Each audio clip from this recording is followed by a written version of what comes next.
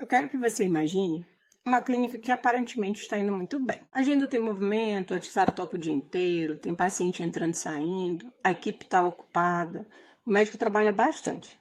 A sensação que você tem é que a clínica está funcionando, está ótima, está bombando.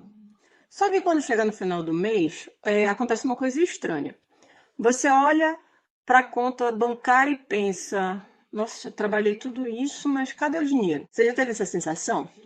Então, porque uma coisa que eu quero que você entenda é que movimento não significa resultado.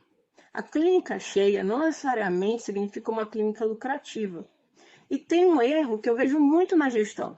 O profissional ele acompanha o saldo bancário para descobrir se teve um mês bom ou um mês ruim. Entrou dinheiro, mês bom. Sobrou dinheiro, sobrou pouco dinheiro, mês ruim. Só que o saldo ele é uma consequência, ele não explica o que aconteceu. É como dirigir um carro olhando pelo retrovisor. Você vai descobrir o problema só depois que ele já aconteceu. Então, eu quero fazer diferente contigo hoje.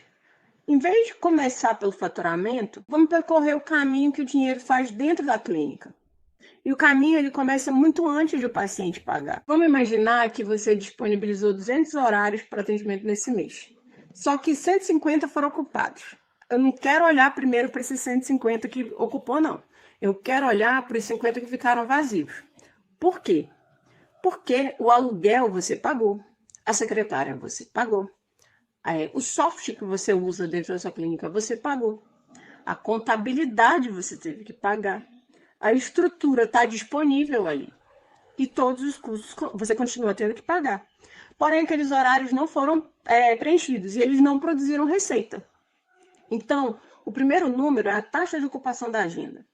E eu quero que você pare e pense: quanto da capacidade da minha clínica eu realmente estou usando? Agora, vamos para os 150 que eles vendaram.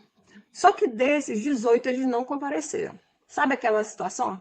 Doutor, o paciente das 14 não veio? Você fica irritado 5 minutos e depois continua atendendo. Só que eu quero que você comece a enxergar isso como gestor. Se a sua consulta custa 300, esses 18 horários representam 5.400 em receita potencial, associada às faltas. Agora, multiplica isso por 12 meses. Começou a ficar interessante, não começou? Por isso, o segundo número é a taxa de no-show. Agora, vamos voltar um pouco. Antes do paciente entrar na agenda, normalmente ele entrou em contato via WhatsApp, telefone, Instagram. Pode ter sido uma indicação, te achou lá pelo Google. Vamos imaginar que 100 pessoas procuraram a sua clínica. Quantas agendaram? Porque se 100 perguntam e apenas 40 marcaram, eu tenho uma pergunta: o que aconteceu com as outras 60 pessoas? Talvez algumas realmente não fossem agendar. Mas será que perdemos outra porque demoramos para responder? Porque simplesmente mandamos consulta a R$ 400 e acabou a conversa. Esse é o terceiro número, a taxa de conversão. Agora o paciente chegou, foi atendido e aqui aparece o nosso quarto número, o ticket médio.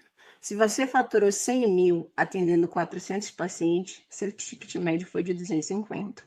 Mas presta atenção.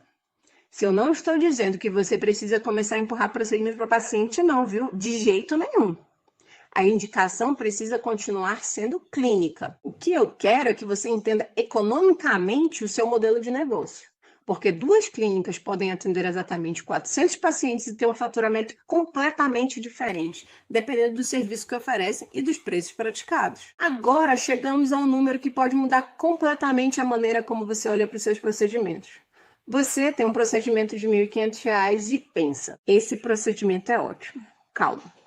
Quanto custa entregar esse procedimento? Quanto que você vai ter de custo de material, de medicamento ou insumo, quando for o caso, de repasse, a taxa do cartão, tributos aplicáveis, o tempo que você gasta de sala e outros custos diretamente relacionados. Porque pode existir um procedimento de 1.500 que deixa 300 e outro de 800 que deixa 450. Qual é o melhor financeiramente? Percebe? Conseguiu enxergar? Preço não é margem. Por isso, o nosso quinto número é a margem por serviço ou procedimento. Agora eu quero fazer uma pergunta desconfortável.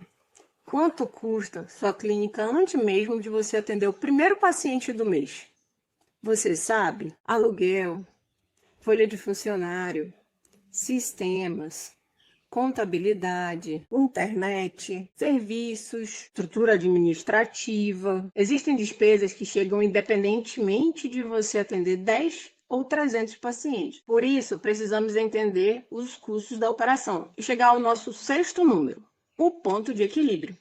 Em outras palavras, quanto sua clínica precisa gerar para pagar sua estrutura antes de começar efetivamente a produzir resultado. Se você não sabe esse número, você pode estar comemorando o faturamento quando ainda está apenas pagando a operação. E agora chegamos ao último número. Você faturou 100 mil. Ótimo. Maravilhoso. Mas quanto sobrou depois dos custos e despesas? 25 mil, 10 mil, 3 mil, nada. Porque é aqui que aparece uma das maiores confusões da gestão de clínicas. Faturamento alto não significa lucro alto. E nosso sétimo número é justamente a margem líquida. Agora, perceba o caminho. Olha o que acabamos de fazer. Nós começamos com os horários que você disponibilizou, vimos quantos foram ocupados, quantos pacientes faltaram, quantas oportunidades viraram um agendamento, quanto cada paciente gerou de receita, quanto os serviços deixaram de margem, quanto custa manter sua estrutura e, finalmente, quanto sobrou. Agora você não está mais olhando simplesmente para quanto eu faturei.